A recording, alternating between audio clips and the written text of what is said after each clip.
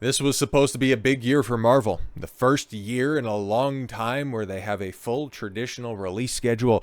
3 movies in the cinema. They got a handful of shows coming out on Disney Plus. This was supposed to be the big setup for the big Avengers 2-part event. And well, it's all come out now, except for Wonderman. And now it's all fallen flat on its face. All of the Disney Plus shows come, gone. Nobody talks about them anymore. And at this point in time, nobody talks about them with any respect at all. There was, oh my God, there was so much hype surrounding Daredevil Born Again when it came out, and how long did it take for public sentiment to turn on this one? But oh no, the new showrunners came in at the end and everything got better. How much of that narrative still going around? Yeah, exactly, none. Ironheart, it's like, has it even been a month of this? No, it's just been over a month at this point, and nobody even remembers that, even though we just got a reference to Riri Williams for another upcoming project. So yeah, just goes to show you how little they have actually learned. Remember, guys, quality over quantity. That's why you're bringing back Ironheart. Right, fantastic. And while they can fudge some numbers and make up some goofy ass metrics to make it seem like some of those streaming shows were more successful than they actually were, when it comes down to brass tacks, their movies, their cinematic output, all of them flopped. Every single one of them a disaster. You had Captain Black Falcon America Man at the beginning of the year, just barely creeping over 400 million. A film that, what, a couple weeks after, hell, even by the time that it released, nobody was really defending it. And that was supposed to be used to wash the bad taste out of audiences' mouth from the Snow White movie that came out. Oh no, I'm sorry, I got my timelines messed up on that one. Because Cap 4 came out in February, because he was the Black History Avenger, and then Snow White came out, and then Thunderbolts came out. Right.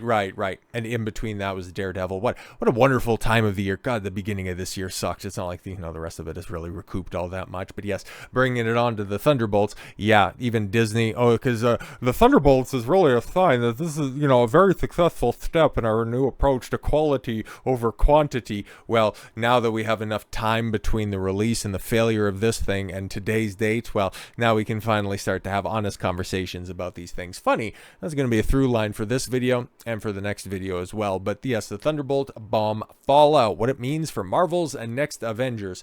Well, I mean, if we have candidates for characters that can go ahead and get killed off and zapped out of mainline continuity, especially if we're going to be heading into a soft reboot after Secret Wars, I mean, the Thunderbolts look like prime targets for that one.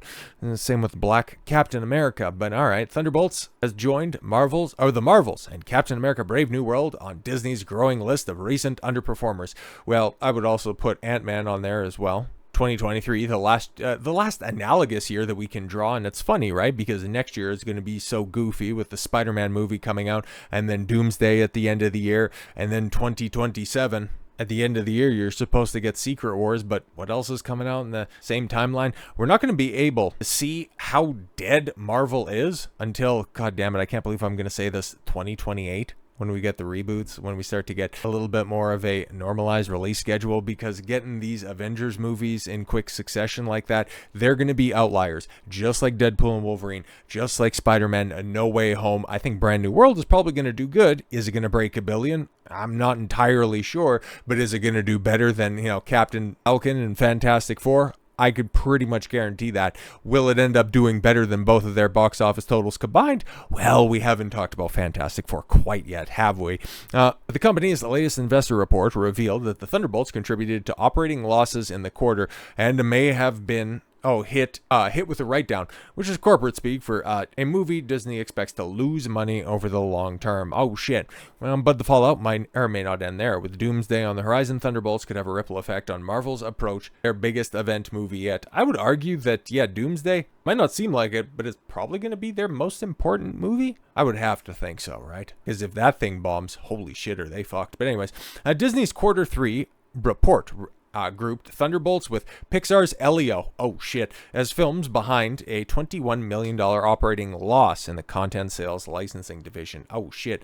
And the report also mentioned higher film cost impairments, meaning Disney doesn't expect one or both movies to earn back their production and marketing budget through a box office, streaming, or licensing. But I thought word of mouth about Thunderbolts was so great that it was going to go ahead and make money that way. I mean, it made $300 and some odd million at the box office, and its production budget right? His reported budget was around $180 million. That means that made back money, right? That's what, the likes of Culture Crave and Disgusting Film would have you believe. But yes, they made reference to Thunderbolts and Elio for quarter 3, of course, because Cap 4 would have came out, and, quarter 2, they would have had this conversation about Snow White and Cap there, but, you wouldn't imagine that those are going to be rosy reports either, and even with the lone billion-dollar movie so far this year until Avatar comes out, and depending on how they want to go ahead and categorize that as either a 25 or a 26 movie. But all of its profits, yeah, they're going to get needled and gnawed into by Elio, by Cap, by Thunderbolts,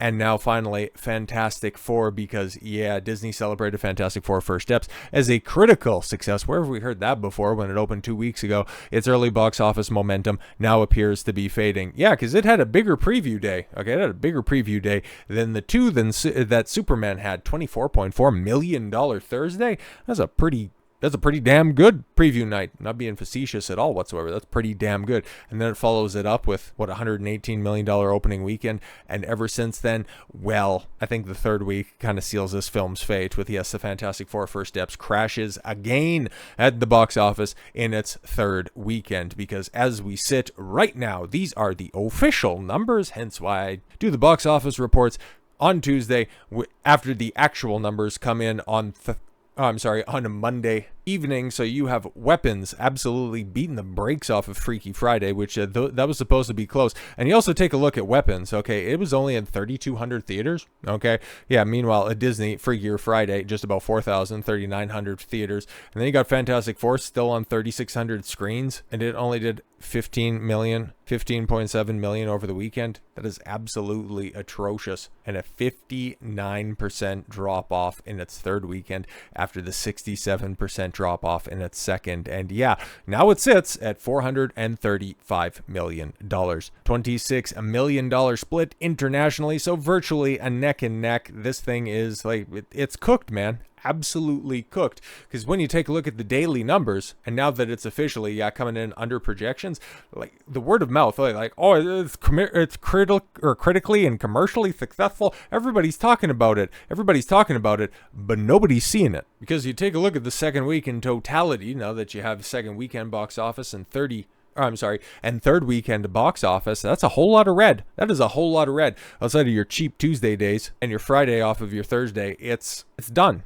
It's absolutely done and dusted. Your individualized superhero film in the Marvel universe is done. Like there's no recovering. You're either going to have to vastly strip down on the budget, which is something that we're kind of hearing about the post-reboot MCU moving forward, keeping costs down by using smaller name actors, which is I'm kind of totally fine with, especially if you can find a couple of diamonds in the rough to really embody the character itself. That's totally fine with that one.